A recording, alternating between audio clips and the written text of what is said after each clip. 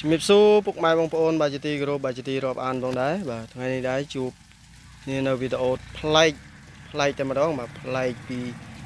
វីដេអូមុនបាទដោយសារតែវីដេអូមុនខ្ញុំចែកជូនទៅដល់ពុកម៉ែបងប្អូនបាទអំពីវីដេអូចម្រៀងបាទតែថ្ងៃនេះបាទសូមចែករំលែកបាទវីដេអូជា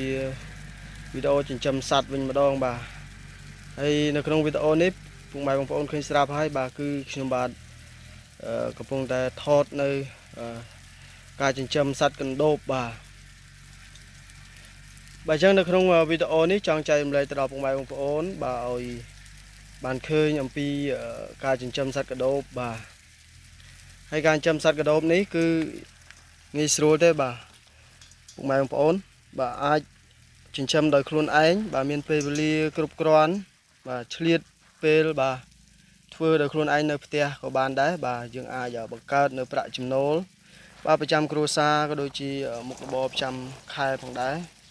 បាទប្រចាំថ្ងៃផងដែរបាទហើយសម្រាប់ពុកម៉ែបងប្អូនបាទបើសិនជាមានចំណាប់អារម្មណ៍បាទនៅក្នុងការចិញ្ចឹមសត្វកណ្ដូបផងដែរនោះអាចខមមិននៅខាងក្រោមវីដេអូដែលខ្ញុំបាទចែកជូននេះបាទដើម្បីសាកសួរនៅបទពិសោធន៍ថ្មីបាទក៏ដូចជាអ្វីដែលខ្ញុំបាទបានដឹងបានយល់បាទខ្ញុំនឹងចែករំលែកទៅដល់ពុកម៉ែបងប្អូនបាទដោយមិនកំណាញ់ទេបាទនៅក្នុងវីដេអូនេះគឺអាចឲ្យពុកម៉ែបងប្អូនបាទសួរដោយសេរីផងដែរ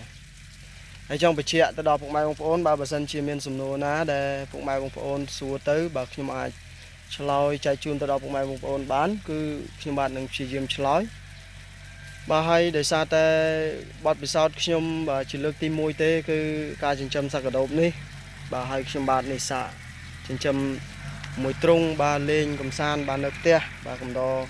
ការអបសុកផងដែរហើយនៅក្នុង channel នេះធ្លាប់តែចែកជូនទៅដល់ពុកម៉ែបងប្អូនបាទអំពីចម្រៀងបាទកំដរអារម្មណ៍បាទថ្ងៃនេះរឿងប្លែកភ្នែកតិចហើយបាទហើយពុកម៉ែបងប្អូនប្រកាសជាឆ្ងល់ហើយថាការចិញ្ចឹមសត្វកណ្ដូបនេះហេតុអីដាក់តែស្លឹកចេកបាទហើយมันមានស្មៅអ្វីដែរឲ្យវាស៊ីបាទហើយចង់បញ្ជាក់ជូនទៅដល់ពុកម៉ែបងប្អូនថាបាទអ្វីក៏ដោយក៏វាស៊ីដែរបាទសំខាន់ឲ្យតែយើងមានដូចជាស្មៅបាទស្លឹកឈើក៏បានដែរស្លឹកឈើអ្វីដែលវាអាចស៊ីបានយើងនឹងកាត់ដាក់ឲ្យវាទៅពុកម៉ែបងប្អូនបាទ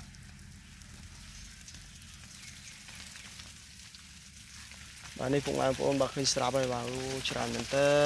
បាទពិតជាល្អមែនតើបាទហើយសុខភាពរបស់សត្វកណ្ដូបនេះគឺថាល្អបាទសុខភាពល្អមែនតើពុកម៉ែបងប្អូនបាទឃើញស្រាប់ហើយ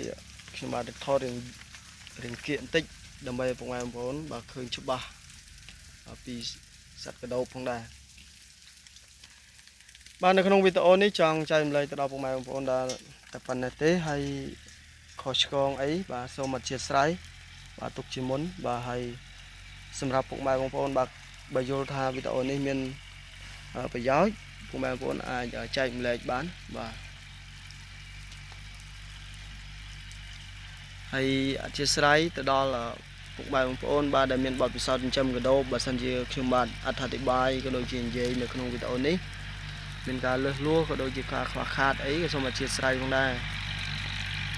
បាទអរគុណណាស់សម្រាប់ការទស្សនានៅវីដេអូនេះបាទជួបគ្នានៅវីដេអូក្រោយទៀតបាទអរគុណ